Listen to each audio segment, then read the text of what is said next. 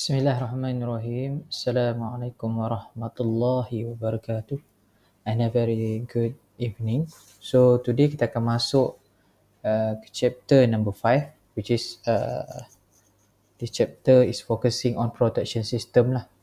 For those yang dah ambil subjek ni, mungkin dia dah ada sedikit kita kata exposure towards this protection system.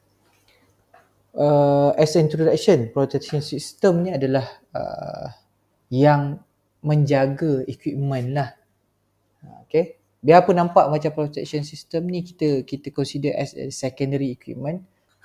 Primary tu adalah transformer, breaker kita yang besar-besar tu semua. Tapi that breaker kita tak dapat diselamatkan ataupun tak dapat dijaga, cannot be protected kalau kita tak ada that secondary system, which is kita protection system lah. Nama pun dia protection, which is dia akan protect. Tujuan utama adalah nak protect yang equipment yang mahal yang ada dalam substation kita. Okay, yang paling mahal adalah kita punya transformer lah. Lepas tu mungkin cables, breaker, current transformer. So kalau current transformer yang kita belajar dalam ni, this is current transformer untuk protection, bukan current transformer yang untuk ni lah. Okay, voltage transformer, macam-macam. Okay. So biasanya dalam protection system, tak kisahlah dalam kita kata sebagai dalam kita ada 3 tadi utama yang kita belajar kan. Sama ada dalam the first is generation ataupun Genco, TNB Genco.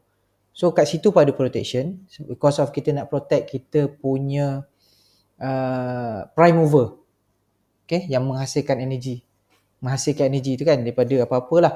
Pembakaran coal ke, pembakaran gas ke, ataupun hydro, so on and so forth lah. Kalau dalam this transmission ataupun grid division, normally kita nak protect kita punya transformer yang mahal, our lines. Okay, so distribution pun sama lah, because of kita tahu kita punya negara ataupun location dia dah cover throughout, daripada utara ke selatan, timur ke barat, semua is connected through one grid. Dan kalau ikut distribution system, dia ada dia punya area lah, okay, ataupun dia punya sempadan, which is kita dah kategori dia sebagai urban, suburban di bawah, ataupun rural, kampung. Okay, jadi bila dalam protection system ataupun distribution protection, normally kita akan labelkan based on the priority lah. Okay, so jadi system protection kita ada their own backbone. Apakah hari ni kita akan belajar lah protection device yang digunakan, apa connection dengan load density dengan voltage level lah. Okay, dan macam saya inform pada awal tadi, protection system yang ada dalam distribution ni yang mengekalkan ataupun yang menjadikan sistem kita, terutamanya macam di Malaysia is TNB, SESB, SESCO ataupun Sarawak Energy, is reliable and safe. Kita tak nak sistem kita sekejap-sekejap trip. We want a reliable system. Therefore macam protection, terutamanya dalam distribution, okay, dia akan measure benda ni, the index dia tentu, SAIDI and SAIFI lah contohnya. Alright, jadi dalam protection system yang ada, of course ada komponen-komponen yang terlibat yang bekerja secara bersama, barulah benda protection system tu function. Macam braking system kita, mungkin ada dia punya start daripada stepper kita pijak tu kan, mungkin ada dia punya hydraulic dia plus brake pad. So benda tu dia bergerak bersama, barulah jadi satu braking system. Sama macam protection system, sama juga function dia untuk break the system from fault. Okay, so kita ada 2 komponen yang utama. Kita ada current and voltage transformer. Okay, kalau cakap CVT tu lain, capacitive voltage transformer. This is current transformer dengan voltage transformer. Tujuannya untuk step down voltage yang ada dalam sistem kita kepada yang manageable level. Kita tak akan letak, which is biasanya CT kita sampai down to 5 amps. Mungkin daripada 3000 kepada 5 ampere saja. Jadi yang menjadikan okay, kita ada input tadi yang current, voltage. Voltage lebih kepada measurement lah, nak tengok kita punya sistem stable tak stable. Dalam tu pula dia ada relays kita panggil, ataupun protective relays yang akan sense the fault punya condition, barulah dia akan initiate trip, barulah dia break the circuit.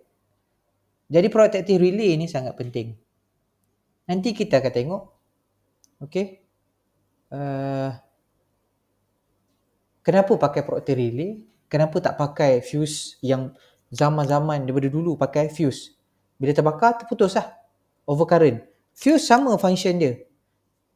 Our cable yang ada, our conductor yang ada dalam kita punya fuse tu, that conductor, dia ada certain limit.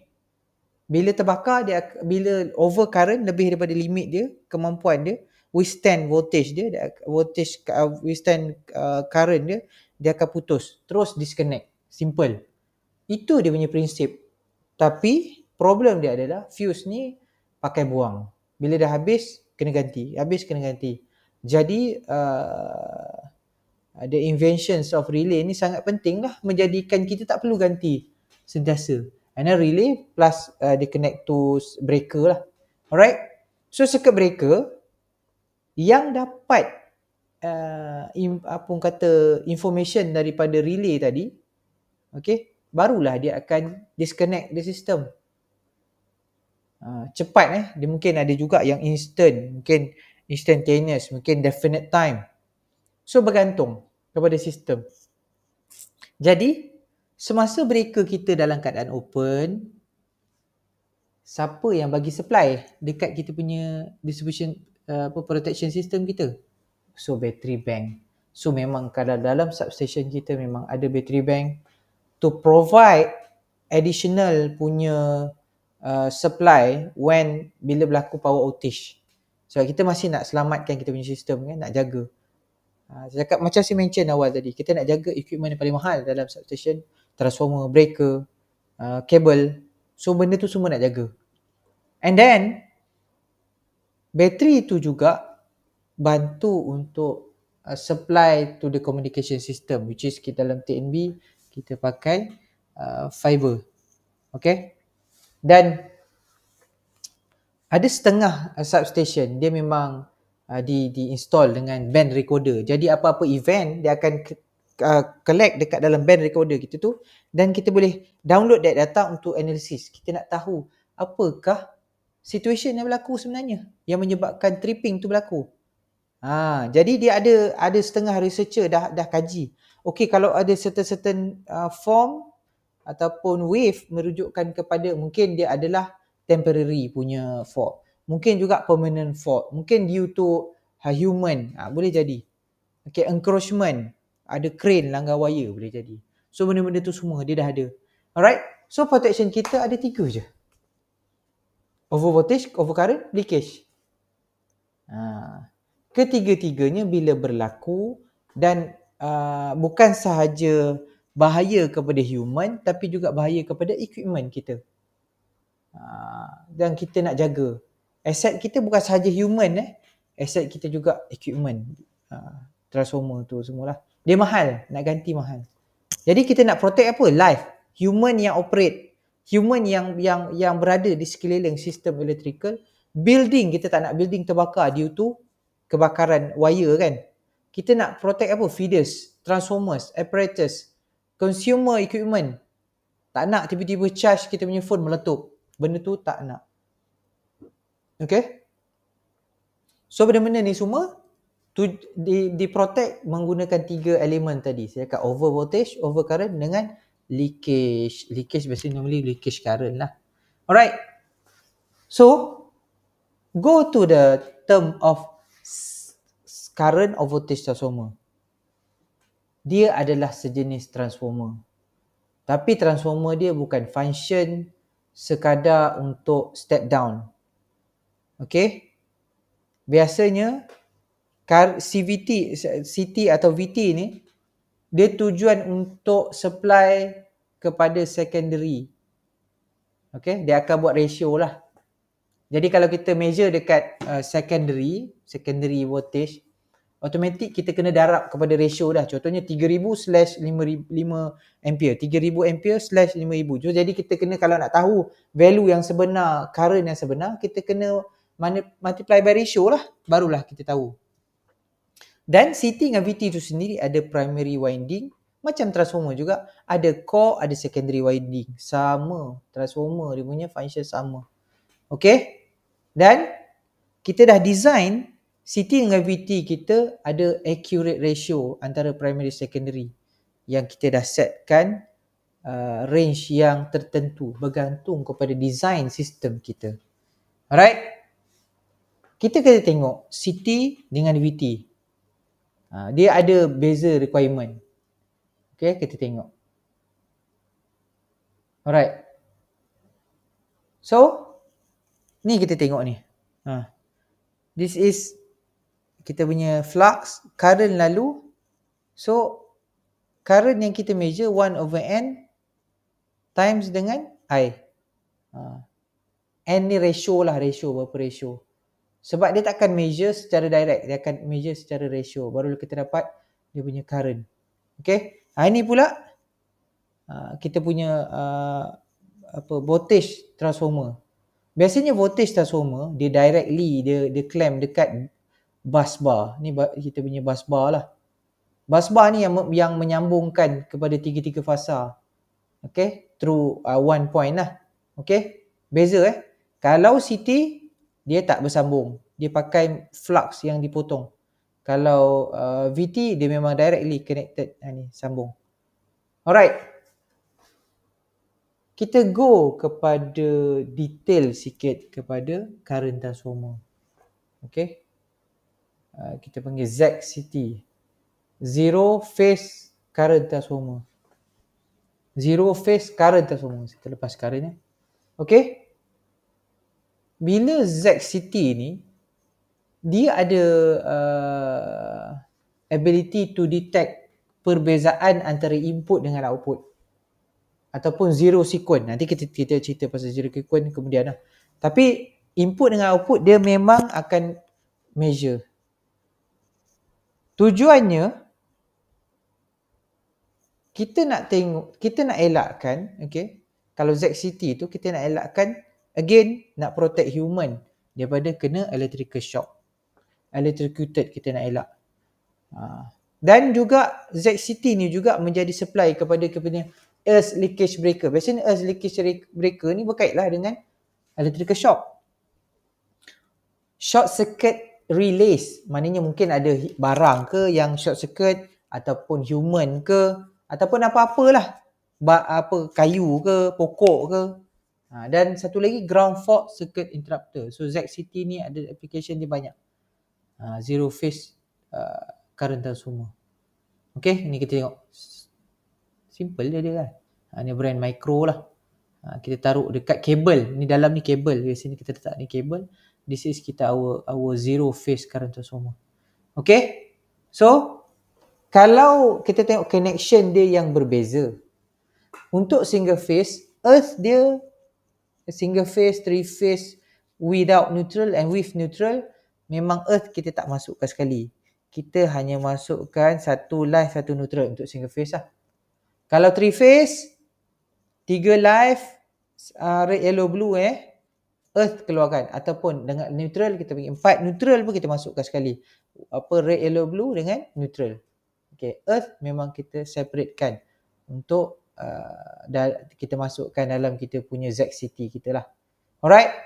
So, daripada input tu kita ada core kat sini. This is our earth fault relay. Bila detect a fault relay, barulah dia trigger kita punya breaker. Okay.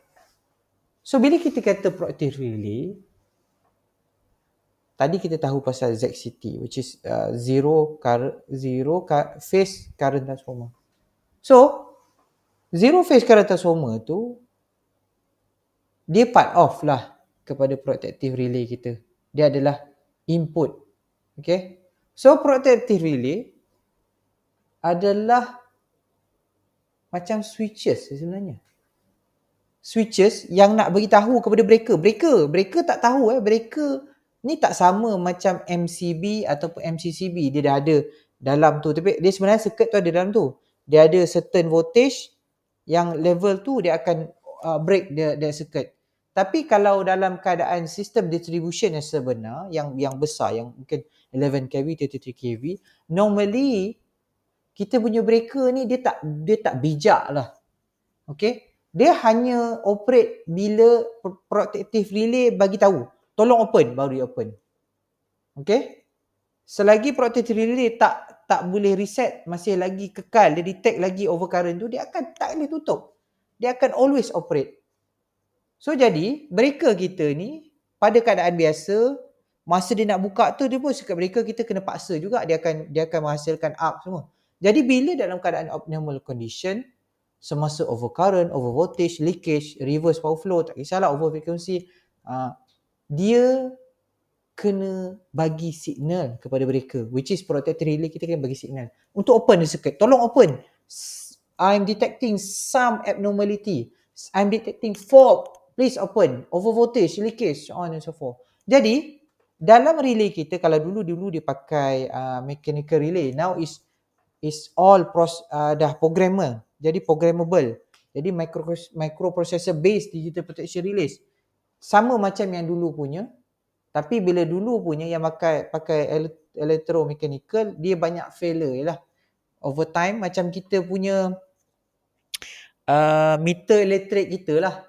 Meter TNB dulu pakai dia ada cakra dia tu kan, ada dia punya semacam CD dia tu. Now semua is all digital based.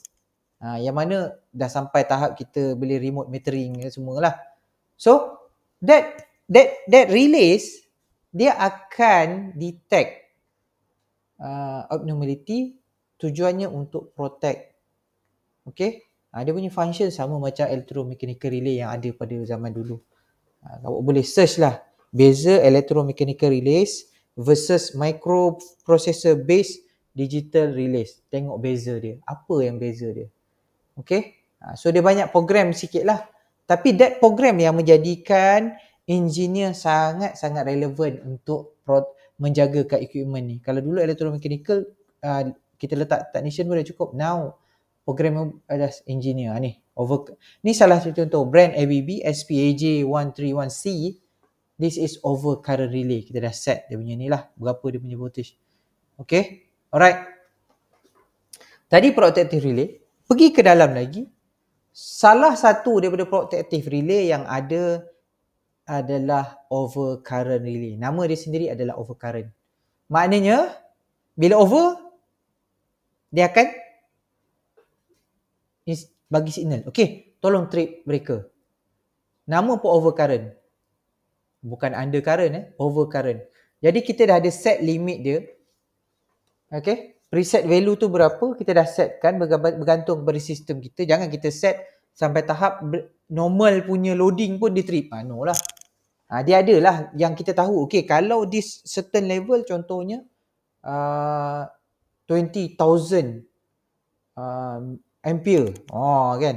Which is kita tahu besar lah kan. Normal dia operate dalam 3,000, 4,000 je. Ini 20,000. Tak mungkin lah normal system kita pakai sampai 20,000 ampere. Jadi automatic overcurrent relay kita akan operate. So jadi dia operate bergantung kepada 3 punya setting yang berbeza. Is it instantaneous, ataupun definite time, ataupun inverse time. So semuanya adalah overcurrent relay, tapi dia ada cara operasi yang berbeza. Kita akan tengok lepas ni. So dan overcurrent relay kita, input dia adalah daripada kita punya current transformer. So jadi dia perlu di-calibrate. Memang pun ada proses rutin, kita panggil routine maintenance ataupun preventive maintenance yang kita perlu lakukan kepada relay kita dengan transformer untuk test. Jangan nanti bila berlaku abnormality dia menung je, dia tak buat apa. Okay, so kita dah set. Bila kita bagi injection, sepatutnya dia akan trip kita punya breaker. Kalau dia tak trip, meaning that kita punya relay, kita punya CT, bagi supply, tapi relay kita menung, tak function. Automatic breaker kita pun tak buat, tak open the circuit, tak break the circuit, tak mitigate that situation lah. Okay, bila relay operate, one or more contact will operate. Okay, tujuannya untuk energize kita punya trip circuit lah. Trip coil kita lah. Trip coil, breaker kita, trip the breaker lah. Okay, inilah dia punya. Kalau kita tengok ni, this is our load, this is our CT kita. Ni logo ni adalah CT. Dan dia connected kepada kita punya overcurrent relay. Okay. Alright, kita tengok. So, dalam overcurrent relay, saya cakap tadi ada tiga jenis kan. So, instantaneous, definite time dengan inverse time. So, first kita fokus kepada instantaneous. Okay. Instantaneous, sok faham spontan. Detect je. Lebih daripada kita dah set value tu, operational value tu, dia terus trip. Dia tak ada tunggu. Dia tak ada intentional time delay. Dia tak ada time delay. Dia instantaneous. Bila cakap instantaneous tu, terus buat lah. Cakap nak je, terus buka breaker. Dia punya time interval tu, kalau kita tengok secara graph dia, mungkin dia adalah millisecond. Very, very fast. Terutamanya kalau biasanya kita letak this instantaneous ni pada kita boleh katakan current yang tinggi lah. Sebab bila current yang tinggi, dia cepat akan efek kepada equipment kita. Alright. So, overcurrent relay ni ada kelebihan dia. Maknanya dia punya speed of operation dia tu, dia cepat. Dia cepat-cepat nak clearkan fault yang ada. So, relay itu sendiri akan protect the whole system, electrical system kita dalam substation kita daripada a fault. Dan cepat-cepat dia nak buang circulating current ni. Okay. Dan overcurrent relay, especially on instantaneous, dia pasang dekat mana? Dekat outgoing feeder. Okay, outgoing feeder. Sebab kita tak nak rosakkan equipment yang keluar daripada feeder kita. Kita tak nak ada customer terkesan disebabkan oleh kita tak clearkan di awal-awal. Jom kita tengok dia punya characteristic times versus current. Kita tengok tengok berapa masa dia tu. Millisecond. Dia naik je, dia terus tak ada masa. Terus dia bagi signal, trip coil, tolong tripkan breaker. So breaker terus open, settle. Okay. Next. Tadi instantaneous, spontan. Sekarang definite time over current relay. Definite time meaning that dia ada masa dia. Sela masa yang kita set. Dia dah terlebih daripada sela masa yang contohlah kita dah set value current 10 kilo ampere punya setting. Okay. So dia lepas dia dah ada definite time berapa saat dia akan trip. Tu nama definite. Definite tu adalah value yang kita memang dah set. Tadi instantaneous, millisecond. Ini mungkinlah after 2 second, 1 second baru dia akan breaker trip. Okay. Kita dah letaklah time setting. Bila dia nak pick up, bila relay akan operate. Okay. Dia sama. Overcurrent ni simple. Kalau tak lepas value current tu lebih kepada set value, dia tak akan buat apa-apa. Dia minum je. Sama dengan tadi yang kita tengok tadi yang sebelum ni. Kita tengok dekat instantaneous. Sama juga. Dia ada dia punya ni. Tapi bila dia ni, dia detect je, dia terus open. Dia tak ada time delay. Nampak? Dia tak ada intentional time delay. Now, dia memang ada intentional time delay. Biarpun dah lepas value, patutnya terus trip macam tadi. Instantaneous, which is spontan. No. Dia ada time value. That's why dia ada definite time delay. Contohnya 2 second baru dia give signal to breaker trip coil to open our breaker. Alright. And last but not least is inverse time over current relay. Okay. Sama, semua relay, ketiga relay type ni, dia ada two variable which is current and time lah. So kalau yang ni, bila cakap inverse, awak tahu inverse kan? Graph inverse. Macam mana graph inverse kan? Kalau saya buat garis, macam tu lah. Graph inverse. Trip time tu inversely proportional to the fork current. Senang cerita. Kecil fork current, dia slow je. Dia tak buat lambat. Dia buat lambat. Tapi bila higher fork current, dia sampai tinggi, dia cepat. Samalah. Dia tak akan operate selagi dia tak lepas daripada set value ataupun kita dah ada setting kita kan, relay setting kita. Okay, sama. Dia nak protect kita punya distribution line. Kita tengok terus garis dia. Nampak? Okay, kalau current kecil, dia lambat. Makin besar, makin cepat, makin cepat, makin cepat. Kalau tadi, kalau kita tengok instantaneous, dia terus. Tak kisahlah current tu rendah, tinggi. Aku nak terus juga. Kalau tadi pula yang definite time, biarpun tinggi ke rendah, aku dah ada time delay. Tunggu. Belum lagi masa. So, karakteristik masing-masing overcurrent relay ni ada 3 ni, masing-masing ada kelebihan dia. Ada tujuan yang tertentu. Barulah kita tengok kenapa wujudnya inverse definite minimum time overcurrent relay ataupun IDMT. So, IDMT ni, dia combinekan 3 karakteristik yang kita belajar tadi. Dia ada yang tadi instantaneous, dia ada definite time, dia ada juga inverse time. Okay? Dan kita tengok balik. Higher value dia jadi apa? Lower value dia apa? Medium dia jadi apa? Okay? Biasanya IDMT ni pakai dekat distribution line ataupun distribution feeder lah. Nampak? Kita dah nampak. Kalau inverse time berlaku waktu bila? Waktu current rendah. Pertengahan dia akan jadi definite time. Definite time tu berapa ni lah.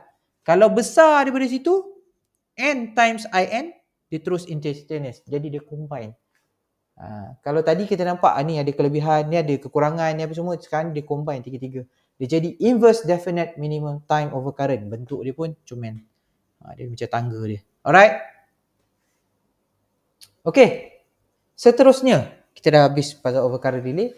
Kita tengok pula earth fault leakage. Earth fault or leakage relays lah. Namanya untuk detect leakage lah. Okay. Bila leakage detected, dia akan open. Simple. Leakage. Tujuannya untuk selamatkan human lah. Bila berlakunya short circuit. Okay. Kalau dekat rumah, kita pakai ELCB. Itu untuk domestic level lah. Non-domestic, which is commercial, dia pakai earth fault leakage relay lah. Tak pakailah ELCB yang kita pakai kat rumah tu kecil. Dia tak boleh nak withstand a certain. Jadi, leakage ni memang berlaku dekat dalam sistem electrical kita. Kalau awak pernah lah basuh baju, pegang controller tu kan, controller mesin basuh kita tu dalam keadaan tangan basah dan kaki kita sentuh ke lantai, kita boleh rasa leakage. Apa-apalah, fridge lama ke, even kita punya laptop yang tengah charge, kaki kita ke bawah, kita akan rasa ada leakage. Tapi leakage yang kita rasa tu dia tak sampailah kita mati. Faham tak? Kita tak, it won't present any danger. Maknanya leakage tu very small. Dia apa yang jadi bila leakage tu besar, yang mana kita boleh electrocuted dan mati. Because human, kita hanya boleh tahan, the maximum kita boleh pergi 50 milliampere. Very small sebenarnya. 50 milliampere. Even kita punya charger tu, kalau kita dapat supply direct, lebih daripada tu.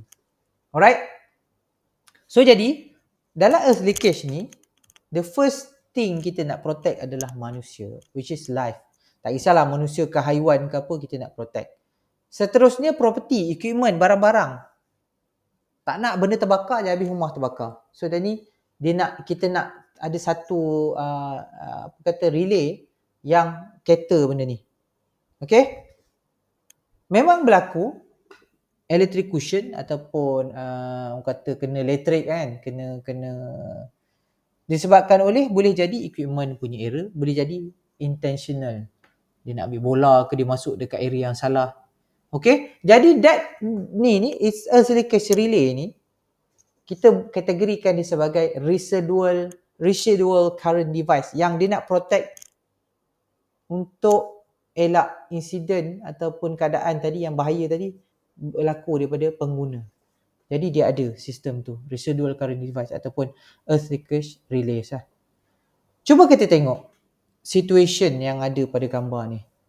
Okay, so contohlah satu manusia terpegang satu wire, satu busbar. So current tu akan lalu that body.